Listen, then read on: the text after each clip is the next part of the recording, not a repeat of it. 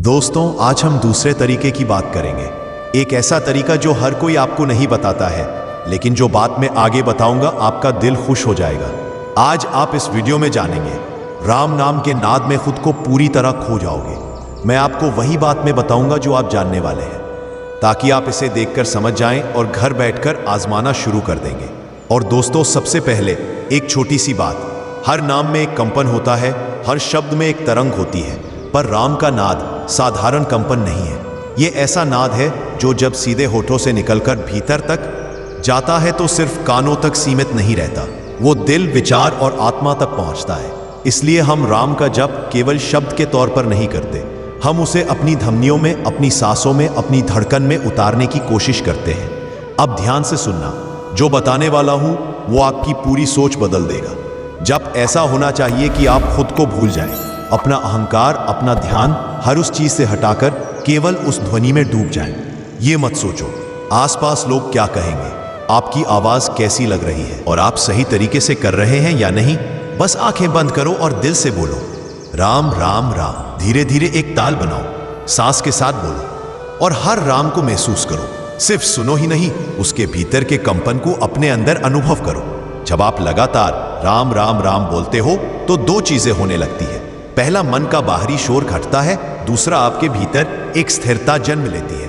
वो मन जो हमेशा सैकड़ों विचारों में इधर उधर भागता रहता था, नौकरी की चिंता, रिश्तों की उलझन, पैसे की दौड़, वो सोच धीरे धीरे मौन की ओर खींचता है। और जब मन मौन में बैठता है तब वही क्षण आता है जब राम की आवाज सुनाई देती है। कमेंट में लिखकर बताना। और अब मैं आपको थोड़ा तकनीक दूंगा, कैसे जप करें ताकि नाद आपको अंदर तक पहुंच सके। आपको मैं 5 पॉइंट बताने वाला हूं। और हां, पॉइंट जानने से पहले दोस्तों, यदि आप प्रभु श्री राम के भक्त हैं तो वीडियो को लाइक करो और चैनल को सब्सक्राइब कर लीजिए। अब 5 तरीके को ध्यान से देखो।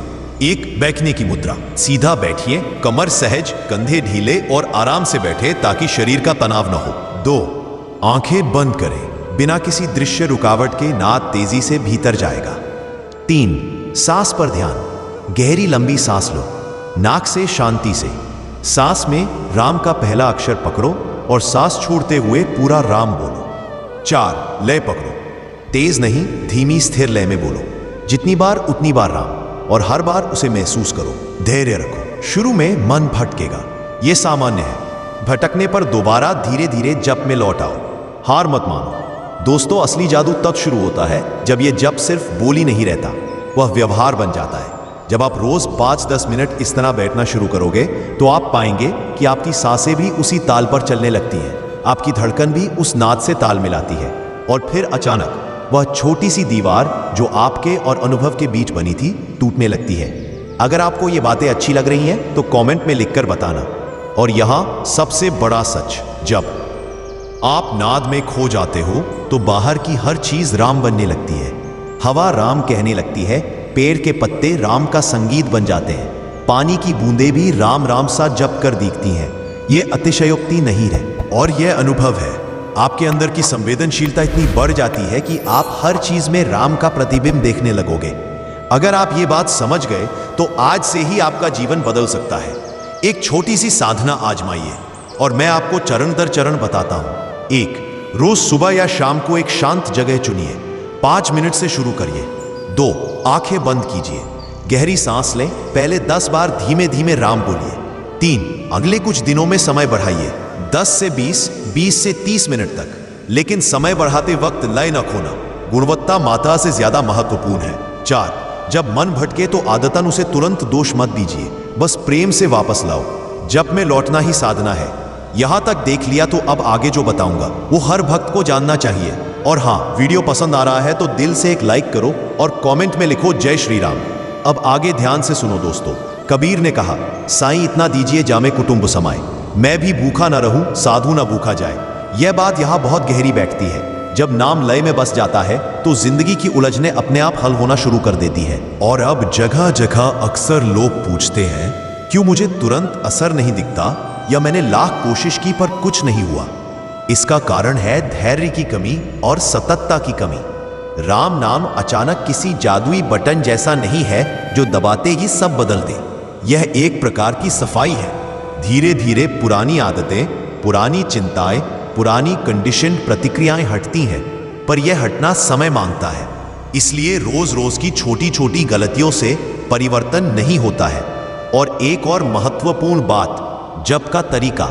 अगर आप बस तेजी से राम राम राम बोलते हो जबकि मन कहीं और भटक रहा है, तो नाद की गहराई नहीं मिलेगी। लेकिन अगर आप हर राम में थोड़ी सी श्रद्धा, थोड़ी सी एकाग्रता डालते हो, तो उसी छोटे से अंतर से जप बदल जाता है और अनुभव गहरा हो जाता है। अब मैं आपको उन संकेतों के बारे में बताऊंगा जो अक्सर लोग नाद में खोने पर पाते हैं, ताकि आप समझो कि यह केवल कल्पना नहीं बल्कि वास्तविक अनुभूति है। शरीर में गर्मी या ठंडक का अनुभव, जैसे किसी ने भीतर से स्पर्श किया हो। आंखों में आंसू, बिना दुखी हुए अचानक आंसू आने लगते हैं, यह भावनात्मक सफाई का संकेत है। और दोस्तों, बालों पर खटकने जैसा एहसास, नाम की शक्ति शरीर पर असर डालती है।